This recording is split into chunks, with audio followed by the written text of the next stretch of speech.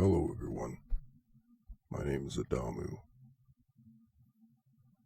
I'm making this recording in hopes to expose the organization known as the Black Hand Society.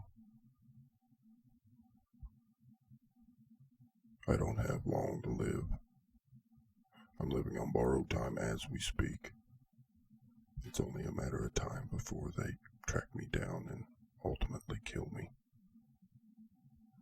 It's been 5 years now since I've escaped the Black Hand Temple. I'd be naive to think that they've not sent death squads after me by now. None of that particularly matters now, because I've made it my life's work to expose the Black Hand and to take them down. When I was a child, I was taught and trained by my father, who is a master in the Black Hand Society.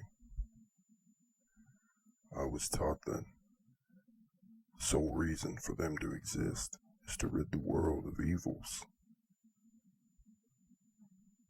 to take those who suck the life and energy out of another human, the immoral, the undesirables, and to terminate them.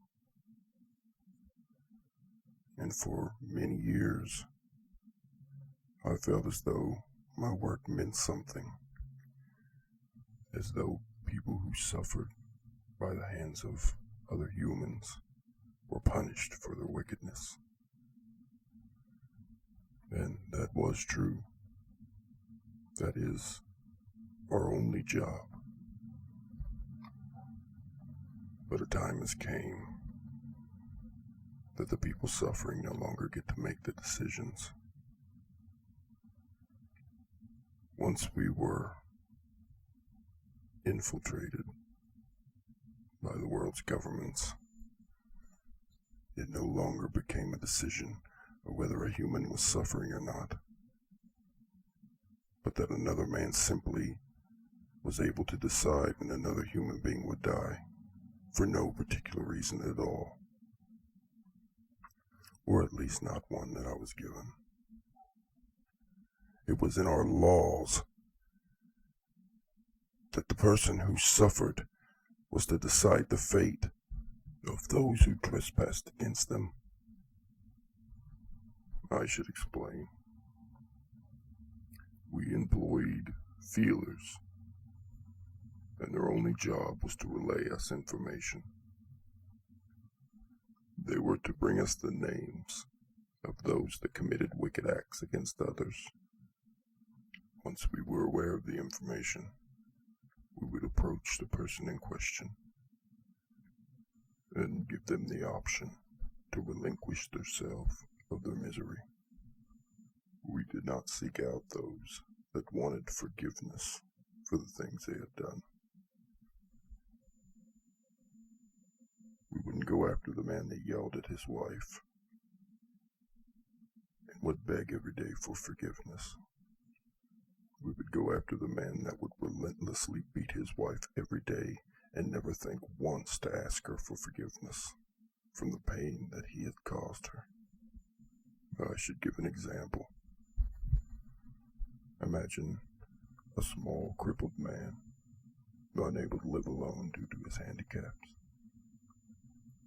One day, he's met by a woman, and she claims that she'll live with him and wants to help him through his troubled times.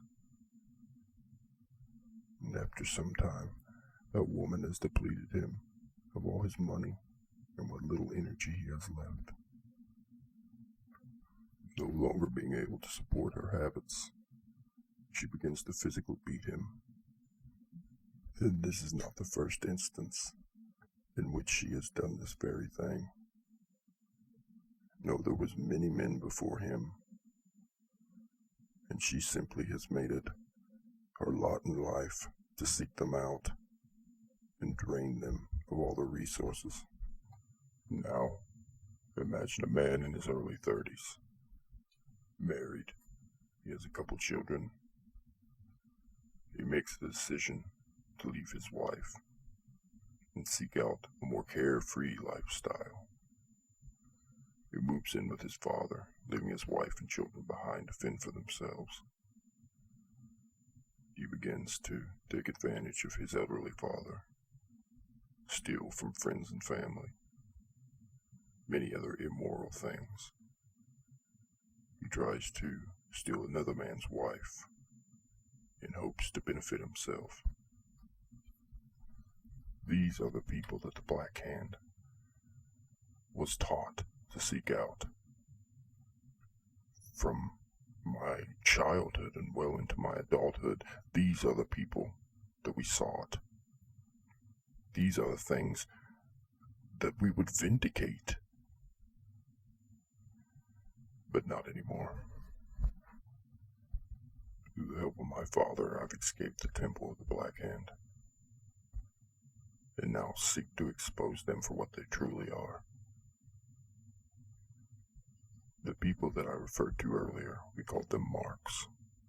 I had recently succeeded in eliminating a mark. It was only a few days afterwards I found out that the man I had eliminated had done nothing wrong at all. He was a home minister in India from a town called Sukma, Nand Kumar Patel. The only thing that he had ever done wrong was being in charge. When the orders came down, the assassination went off without a hitch. There was zero problems. The look on his face, he was simply bewildered as to why I had hunted him down. They always have that same look, as if their atrocities would just carry on forever. But in this case, Mr. Patel had done absolutely nothing wrong. I would later come to find that out. When I first confronted my father, I could tell from the look in his eyes that he knew that I knew. We had been carrying out assassinations.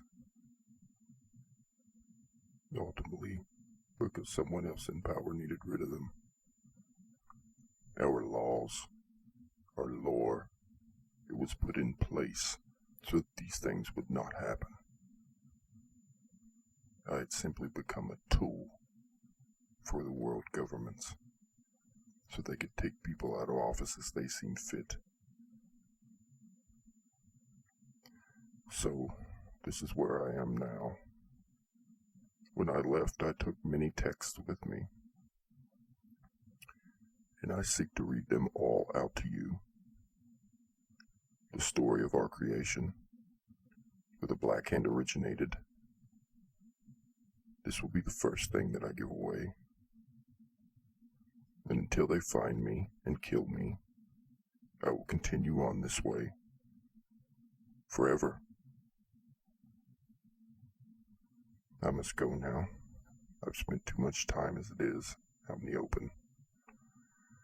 And remember, they are always watching.